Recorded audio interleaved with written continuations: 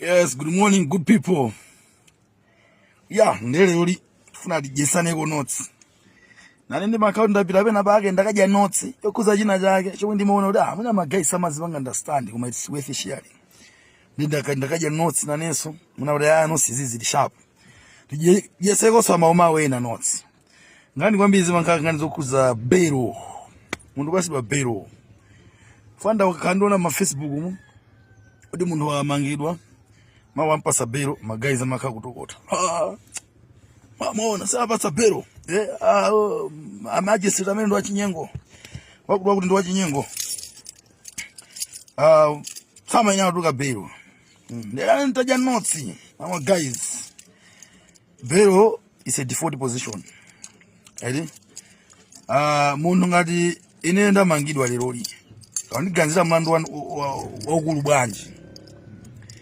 Kwa ndava bakodi baja mlandu andiwerenga machaji ndaukana kodi likwena ule ndipase bero actually bama kantu ina kuchita kupemba bero koma kodi limaina likupase bero edi nangasi the principle is innocent until proven jani guilty nenga ndienda kana zilikwamira ndimanga usopono apange proof bwino kuti ine ndinola kwati so mundu amene ali innocent amakhala kuti aka ku polisi ku prison kapena ku nyumba amakhala ku nyumba kana yemwe ndi mmanga ine ndenda kana kuti sina pange zimenezo I remain innocent until proven guilty then basi bero zili kwa amene ndi manga the prosecuting authority apange expedite ma processes opanga prove olowesa case ija kuti chilungamo chizadziwike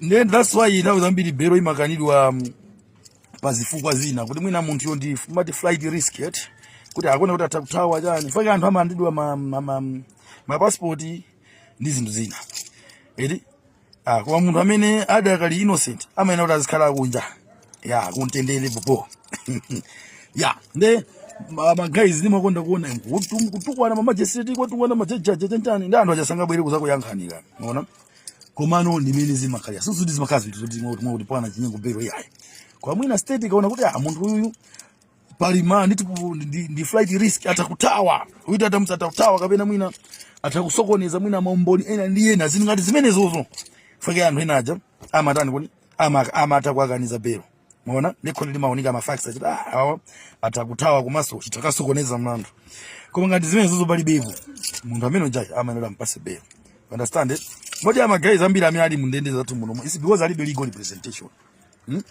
and I would also like to take this moment to thank that wali grade my guys ali grade inuyo ule mwana fa panopo mukuthandizana kuli anthu ena ikanali wali wakalekale mndendemo kupano ma guys ambiri panopo akumatuluka pa bero edi ndipo li grade ifunika nditu ikalenda anthu ambiri mbiri ndi ndrama dinyanya ndrama zochuluka chifukwa amphawi wande zikuvuta kuti atuluke chifukwa kuti palibe munthu amene akuwafaitira anyway nkhani yakulu nali nkhani imene ya maumau kuti nkhani za bero zija singani zoti muzikonda kutukwana anthu pa Facebook payi ya zimakhala zona kuti munthu uja adakali innocent ndi munthu amene ali innocent komanso akuoneka kuti yeye sangakasokoneza umboni kunjako komanso akuoneka kuti yeye sangathawe eti palibe possibility yothawa palibepo munthu uja amene ampase bero ya munthu sumakhala kundende usana lakwe asana kupeza olakwa zimangochitika chifukwa cha mafactors ena amene ndikamba ena just chabini amphawi kuti alibe munthu kuti kuwayimirira ino legani kunyoza anthu inu muli ndi loya inu kodi makonda kutukana